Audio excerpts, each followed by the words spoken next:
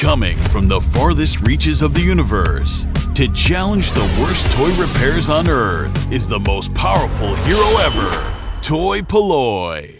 Hello and welcome to another video from toy-polloi, and in today's video we're going to be sorting out another of the missing accessories on these retro collection Adventures of Indiana Jones figures from Kenner Hasbro.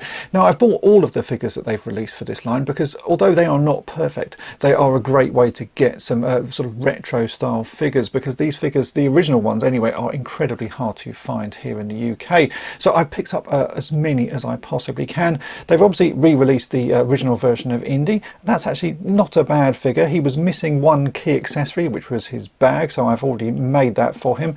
They've then done the Temple of Doom version of Indy, who came with very few accessories. In fact, he just came with that machete, so I've already given him a bag. If you want to see how I made the bags for those two figures, then check out my previous video. And then the final version of Indy is from the Last Crusade. He comes with some slightly better accessories. He comes with his gun, he comes actually with a bag, and he comes with the Grail. So as you can see, I've started to fix some of the issues. The bag was the first one, but the next issue that I can see with these figures is the whip. Now, the only version of Indy that comes with the whip is the original one here, and this is the whip that he comes with. It's a sort of modified version of the original vintage whip, and it has this strange cone-shaped handle. And the problem with this whip is that none of the figures can hold him, and because it only comes with one figure, you have two other versions of Indy that really could do with a whip. So today my plan is to make a better whip for these retro collection Indy figures. I've got some plans, let's see if they work. So here is a retro collection version of Indy, and he comes with this whip, and this is a sort of as I say, slightly modified version of the vintage whip that came with the figure originally. They've basically made this little plastic cone piece slightly bigger. I'm not quite sure why they have done this, because the original one was tiny and did fit reasonably well in the hands. This large one, because it's so large, it just doesn't want to fit in the hand, and means that you can't actually use the whip action on this figure because you just won't hold it.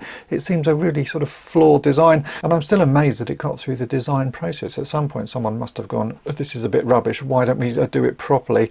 But they never did. So all you can do with this whip is sort of make a little loop out of it. I've sort of tried to do this with a bit of a knot, and then hang it on the little clip that is on his leg so that it looks like he's got his sort of whip held like that, but even that's not great. So what I want to do today is make a better whip for this Indy figure, and I've been thinking about it for a while, thinking how I can make a sort of a better version of that. Maybe I could use the end of a pin or something, and then it sort of finally dawned on me that rather than looking at this sort of figure as the basis, we should have a look at the LJN version of the Temple of Doom Indy, which I just happen to have here. Now this is one of three figures that LJN released for the Temple of Doom line. He comes with some key accessories. He's got his machete, he's got his bag, and he does come with a whip. And for the whip on this figure, they went down a slightly different route. It still uses a sort of bit of a nylon string, but for the handle, what they did was just some heat shrink. They maybe tied a knot or something at the end of the string, or just sort of flipped it over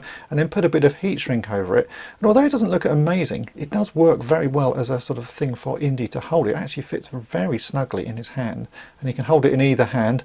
So I was thinking maybe that's the route to go down. So that's what we're going to use as our basis, the LJN version of the Indiana Jones figure, and we're going to try and construct a whip that looks better than this but actually fits properly in his hand. So let's get constructing. Personnel selected: Dave, toy restoration expert and YouTuber. Channel codename toy-polloi. So what are we going to use as a thread? As you can see on this version that came with the retro collection figure, I think this is a piece of sort of nylon thread. It doesn't fray. I think the end has been possibly melted, it feels like it has, and it's just a black thread. It's all right, it's got a little bit of weight to it, but it doesn't really sort of do the job of a whip. I was hoping for something that maybe we could sort of pose a bit and had a little bit of sort of rigidity to it, so you could actually pose it, and then when you tied it up as well in a loop, it would stay in the loop. So I went to my local fabric store and was asking them about what sorts of threads and things they had, and they were sort of showing me things a bit like this. And then all of a sudden I saw on a shelf something that looked absolutely perfect, something something I'd never seen before, so I've bought it, and I bought a couple of meters of this stuff, and this is called leather thonging. I'll put a picture of the actual packet on the screen now so you can take a look at it.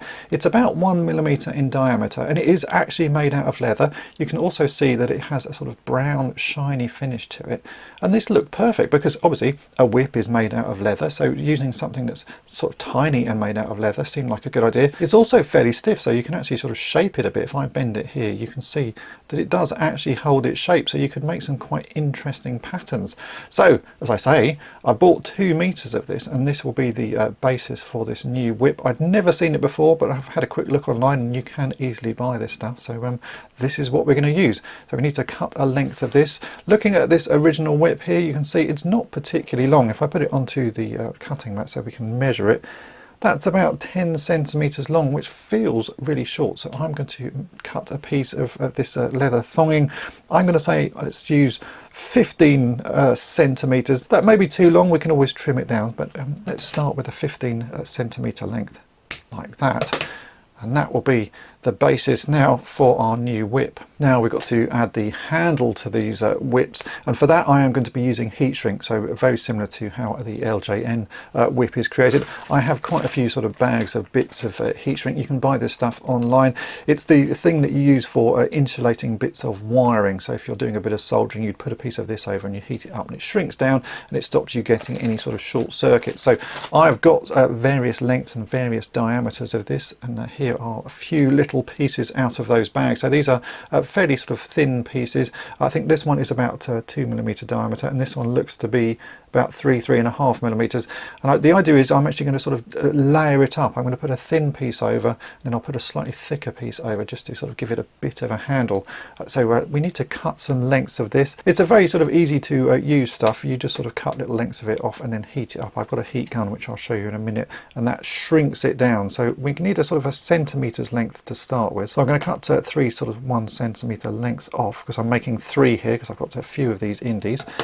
Now we want to make the end of this whip look more like a whip, so my plan is to fold it over so that we've got a little loop hanging out of the sort of end of the handle. So I think if we fold it over like that, looks pretty good. We'll get a bit of this heat shrink and thread it on.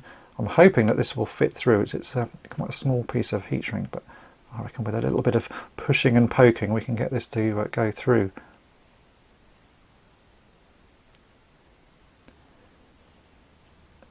Yeah, not the easiest thing, but we are getting there. It's coming out the other end. Well, I can just about see it, so I should be able to grab that with my nail maybe. There we go. Yeah, that's not looking too bad. So there, a little piece of heat shrink on, and I've got a little sort of eyelet at one end. That doesn't look too bad at all. So let's get the other ones ready, then we'll shrink this heat shrink down. Then I'm going to put another piece of this slightly larger heat shrink over the top of it. But let's do 3 of these to start with and see how they look. Right, I've got my heat gun here, which does look a little bit like a prop from Doctor Who or Blake 7. This gives out a very sort of focused bit of hot air out of the front of it, so I'm just going to gently warm up the heat shrink, and we'll shrink that into place, and then we'll put a second piece of heat shrink over the top of it. But let's get these sort of shrunk down first. I have a feeling that the leather may be affected by the heat, so I'm going to do this very gently and just pass it over as lightly as I can just to get the heat shrink to shrink, because I don't want to damage the leather, but I think it should be all right.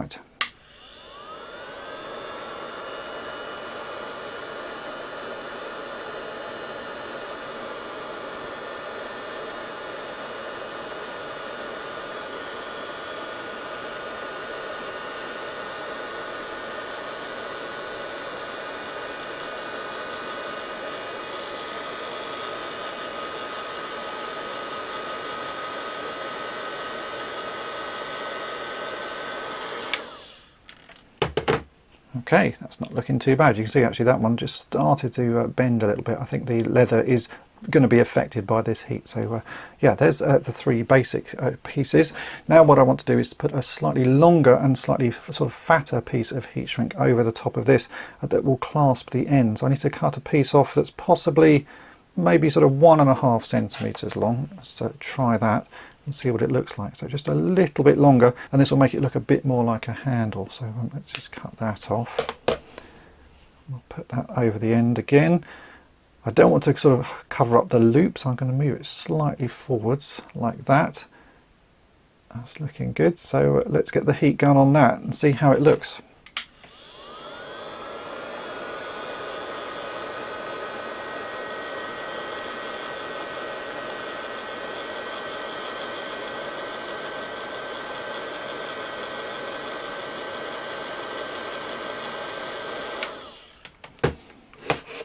Yeah, that is really very nice. It's now got a little bit more of a sort of thickness to it, and it does actually look like a handle. So let's see if this fits in Indy's hand and see how well he holds it. Oh yeah, perfect. That is really good. I'm very happy with that. I'm going to finish off these other two, and then we'll have a look at it in closer detail and see how well it fits on there as well. But that is a whole lot better than the one that comes with this figure. Let's give these a full test. So here's my retro collection figure. You can see that I can actually tie this up into a little sort of loop. It does actually look a whole lot more like a whip. So that's the little handle, bit of heat shrink with just a tiny little loop there, just to give it some detail. This should now fit quite nicely onto the little hook on the side of Indy's leg.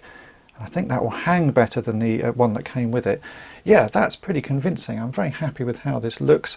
And you can also see that you can actually sort of shape this leather thong as well. So I've just sort of run this through my fingers and put a little kink in it.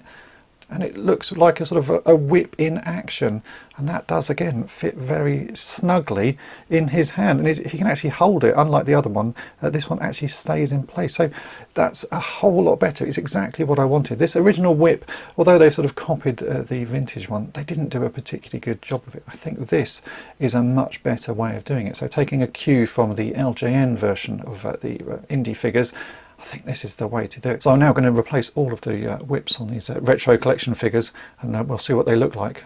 And there we go, here are my retro collection figures now with the new whips, and also they all have the bags that I've made previously. The Last Crusade version of Indy is probably my favourite. He came with the most accessories, and he came with the bag, which was the one that I think everybody wants to see. But now I've added that whip to this figure, he just looks complete. Without the whip, he's just not Indiana Jones. The sort of key features of Indiana Jones are his hat, his bag and his whip. So without those, he's just not a complete figure. So that's a nice addition there. The Temple of Doom version of Indy came with the least accessories. He basically came with the machete. So on this one you can see I've added the bag, and just adding the whip there just really completes the look of it.